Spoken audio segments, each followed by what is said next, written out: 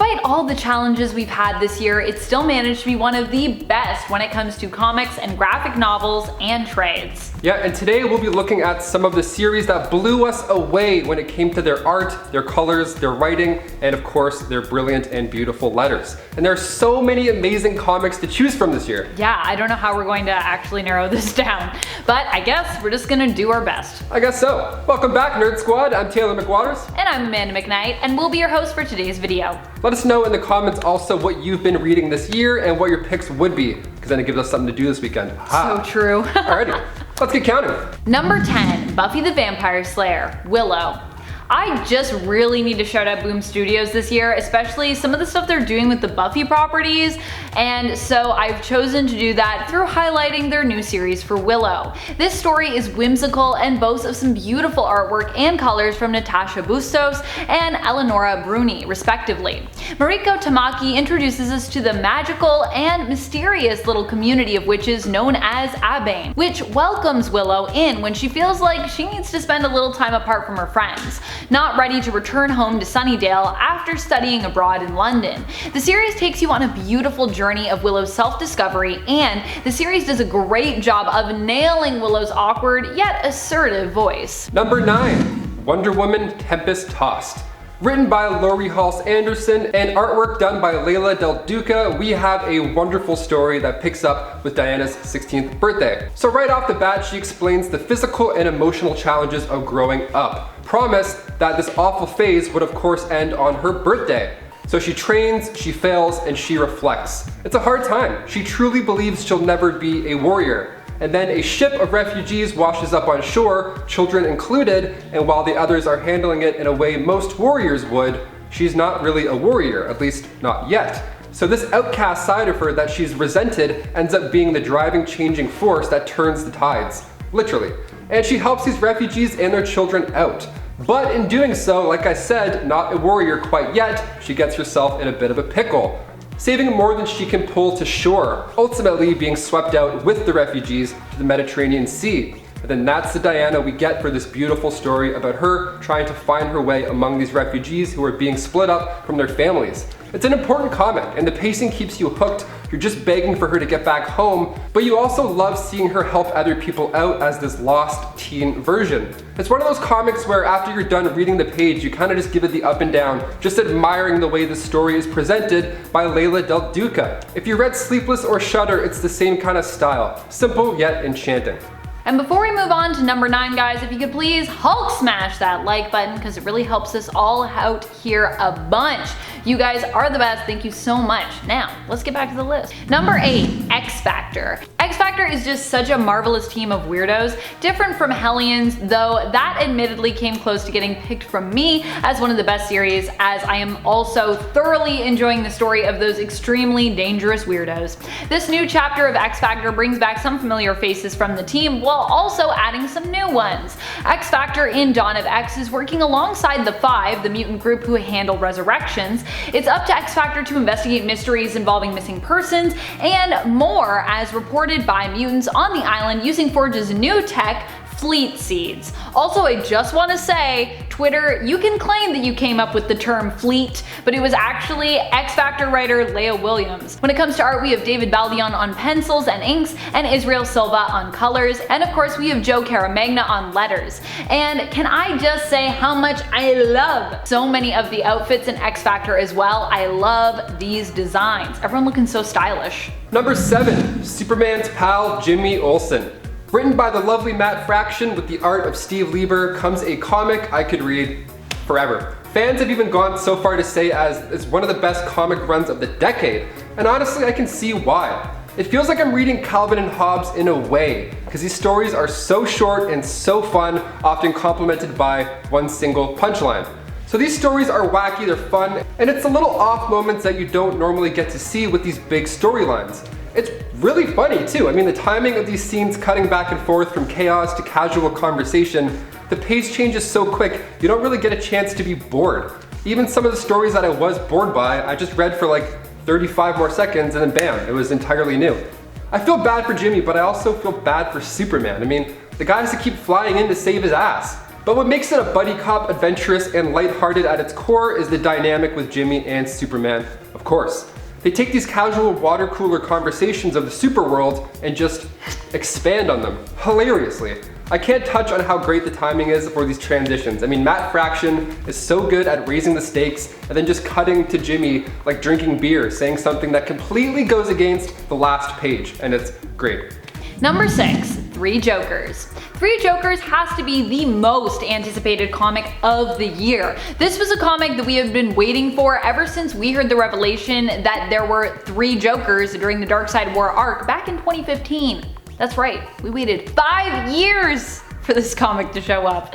And while some may think it didn't live up to the long 5-year hype, I personally do believe that it delivered. The art by Jason Fabok was impeccably detailed and engaging, with stunning and dimensional color from Brad Anderson and letters from Rob Lee providing connecting artistic tissue to the look of the issues. All this gorgeous art also helped to bring Jeff Johns' both very violent and very subtle storytelling moments to life. The thing that I loved most here too is the way the violence is used in the story. It isn't overdone, it isn't necessarily in your face, it serves to advance the plot, to remind us of these characters' pasts, their traumas, and to advance the Joker's relationships with these characters and, in a way, one another. The story left us with some compelling revelations that, if canon, could change many things for Batman, Joker, and the Bat family going forward. Time will only tell if that is what happens, of course, but I'm kinda hoping we at least get to keep some of this story. Number 5, Gotham High. Written by Melissa Dela Cruz and complemented by the dazzling artwork of Thomas Patelli,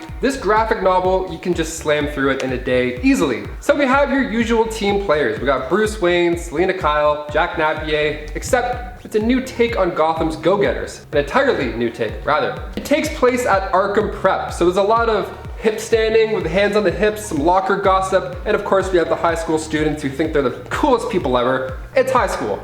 And then we see these amazing new takes on these characters. Bruce Wayne is from Hong Kong and came to Gotham to go to school. He hasn't been home in years since his parents' death. And Bruce's neighbor, Selina Kyle, is in a love triangle with the 2 boys and kind of puts them against each other. You know, she's the girl who's rich and now she's dealing with some personal family issues. And Jack Napier, he wears plaid. The dude skateboards. He's the class clown who's poor but brilliant. These character paths are of course parallel to the story we know now, but to see it in an all new light, focusing on the mental young minds of these young students that are dealing with these paths, it's kind of a breath of fresh air in a way. And I'm sure readers will find ways to relate to these characters in a way they never have before. A good amount of readers weren't a fan, but you know what? Change isn't for everybody, and that's fine. That's also good.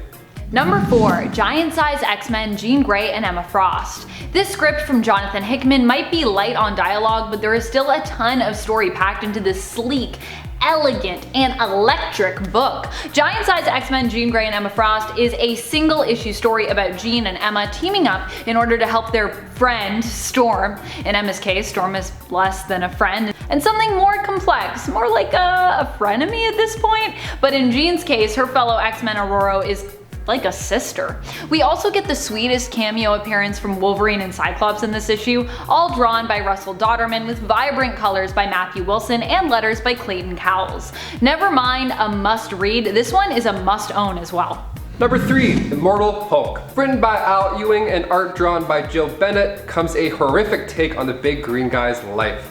It opens with a gas station robbery, and then Bruce Banner is inside, so naturally he gets angry and then shot and killed? Wait, he got shot in the first 4 pages? Okay, so it's dark, right off the bat. Gotcha. Cut to a morgue. Banner's lifeless body begins to transform. Here we go. Hulk is coming back for blood. This series touches on the good side of Bruce Banner being haunted by this relentless Hulk. This comic really hits themes of abuse and obviously death as well. Since its launch in 2018, fans have loved how it starts with evil from humans. There's no smashing and bashing supervillains while they monologue and gloat. It's just dark and depressing. It's a great new take on the character, and it's no surprise that in some comic book stores, it's currently outselling the other big ones. Number 2, Far Sector. The last standing Young Animal series, Far Sector is an inviting and enigmatic series that really draws you in.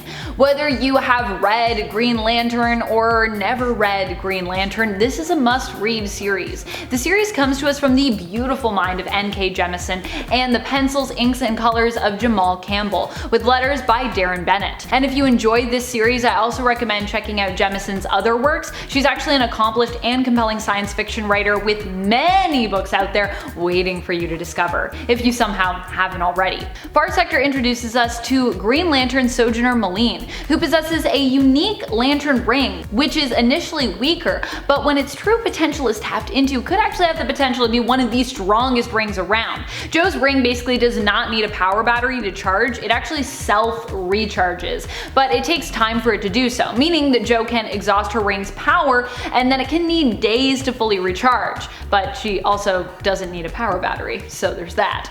Seriously, I never found myself enamored with the world of Green Lanterns until I read this series. It's not finished just yet, but I cannot wait to also add the trades to my collection as well as the issues. And hopefully the end of the series won't also be the end of Lantern Malene's story, because I just love her so much. Please keep her alive, DC, please. And number 1, Miles Morales Spider-Man. This has been a huge year for our boy Miles Morales. I mean, his game was the best-selling physical game with the launch of the PS5. Marvel is finally showing us this multiversal Spider-Man movie, which Miles will for sure steal the show. And then of course, the comic. So this new run starts off with these big letters on the front page. New creative team, new direction, your favorite new book. You can't really argue. Saladin Ahmed's writing is so fun, honest, unexpected, and wholesome with every turn of the page. Right off the bat with the first issue, it feels like the Spider-Verse movie almost. It's a fast-paced game of catch-up. He gives the rundown in maybe 4 pages, and then bam, it's go time. It really touches base with the struggles of being a kid who happens to have powers. So this Miles is confused about his role in all of this. He's confused about his role in life, confused about school and how to balance everything properly. It's relatable. And every time he gets his hopes up for something, this responsibility falls into his sticky hands and he's forced to add to this already full plate. But once he springs into action, he is a hell of a lot of fun to watch. And now we're gonna read some comments from our last collab. These come from Top 10 Newest Marvel Comic Villains. Okay, first comment comes from Darkstar Darren. They say, how wild would it be if X Swords was actually pronounced Cross of Swords? I mean, I would rethink my entire life up until this show. I mean, my favorite show ever, The X Factor, that would be cool if it was Cross Factor. Just the Toronto Raptors crossing dudes, breaking ankles. I hope it's Cross of Swords. Thanks, Darkstar Darren. I'm gonna think of that now for 5 years. I like Cross of Swords, especially because it's like they're at a crossroads. Technically it's like, I mean, you can say X of Swords or you can say 10 of Swords, which is the reference to the tarot. So, I don't know, there's so many things you could call it, really. Like DMX could be DM10. Could be 10 DMXs. DMXI. Lev Myskin requests, please get Taylor a time hike or something. I feel like he recorded this from his kidnapper's lair. From his kidnapper's lair. No, I'm totally real. I'm not a hologram at all. He's fine. He's totally fine. We're all fine. We're good. Hey, we're good. Yes. Please send help. No, I'm kidding. I'm kidding. But also I feel like it's because Taylor's a lot taller than me. So yeah, I think that's what's happening.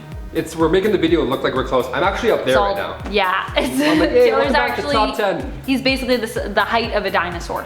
Yes. It's the neck, it's all in the neck. That's it, the voice goes away. Yeah, I'm like a little chicken and you're like a dinosaur. Well, they're both dinosaurs. Oh my gosh, yes. I mean, come on. Well, nerds, there you have it. Which of these are you most excited to read? Honestly, I feel like we need more high school drama. I think that's just the one thing comics need. I mean, there is just never enough super drama. That's why I love playing the Masks RPG so much. There it is. Yeah, fuck that. Exactly, there it is. Guys, thank you so much for hanging out with us and talking shop. We have a lot of nerdy goodness coming up next year and we can't wait to explore it all with you. We'll see you there. And remember friends, stay nerdy.